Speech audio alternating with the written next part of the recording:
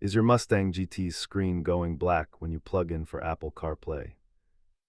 Most of the time, this isn't a hardware failure, but a software handshake issue with the Sync 3 system. Let's walk through the troubleshooting steps to get your display back online. Start by ruling out the basics, like a faulty cable or a temporary system freeze.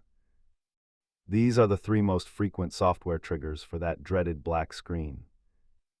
If the software fixes fail, we have to look deeper into the physical hardware components. Know when to handle it in your garage versus when you need a professional technician. The cost varies wildly depending on whether it's a settings issue or a physical module failure. Use an OBD-I scanner to see if the car is reporting any communication faults with the infotainment. You don't need much to get started, just keep these basic tools on hand.